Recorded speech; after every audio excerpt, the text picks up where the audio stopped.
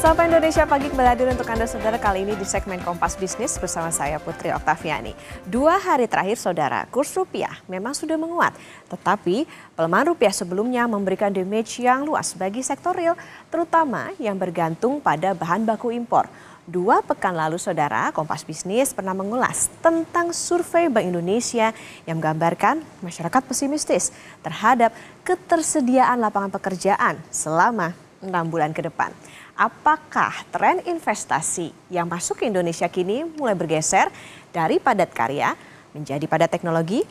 Yang pasti angka PHK tahun ini mulai serius. Kita ke data selanjutnya. Nah, saudara, memakai data Kementerian Tenaga Kerja pada periode Januari sampai 19 Juni kemarin, jumlah pekerja yang terkena gelombang PHK ini mencapai 27.793 pekerja.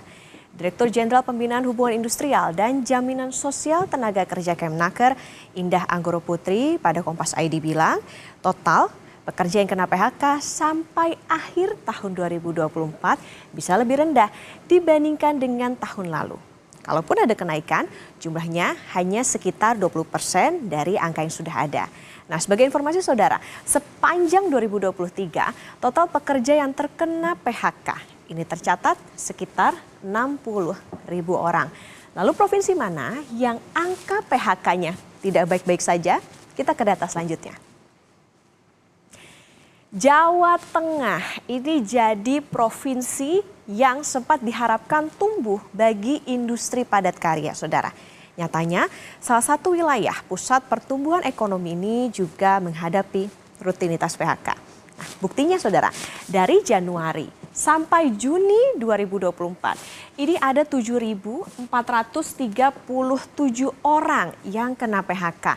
Catatan merahnya, jumlah itu bahkan hampir mendekati total pekerja yang terkena PHK pada tahun 2023, yakni sebanyak 8.588 orang. Nah, terlihat ya gambaran seriusnya PHK di Jawa Tengah. Ini hanya 6 bulan loh, hanya 6 bulan angkanya ini sudah hampir mendekati angka setahun penuh di 2023. Bayangin nanti kalau tambah 6 bulan lagi gimana. Nah, penyebab PHK ini kan sangat beragam saudara. Ada kurs yang fluktuatif, kesulitan beroperasi, gagal bayar tagihan listrik. Lalu penyebab paling serius yang harus jadi perhatian pemerintah, yaitu sulit bersaing dengan produk impor hingga akhirnya tutup usaha. Nah, ini adalah salah satu masalah yang penting dan harus dicari solusinya oleh gubernur yang akan bertarung di Pilkada Jawa Tengah. Mudah-mudahan ya ada program konkret penciptaan lapangan kerja. Tentang sektor apa aja yang kena PHK, kami punya data berikut ini. Nah, sektor mana saja yang marak PHK nih saudara? Ini ada tekstil, garment, alas kaki, sampai penyamakan kulit. Nah, ini menjadi sektor yang paling banyak diterjang badai PHK.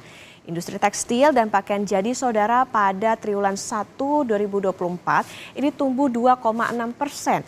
Ini relatif rendah dibandingkan dengan rata-rata pertumbuhan industri pengolahan non-migas yang sebesar 4,5%. Tekanan PHK ini datang memang dari naiknya harga bahan baku, fluktuasi nilai tukar rupiah. Nah, tapi ada masalah lain saudara yang juga jadi isu strategis, yaitu relokasi pabrik tekstil dari Indonesia ke Vietnam dan Bangladesh.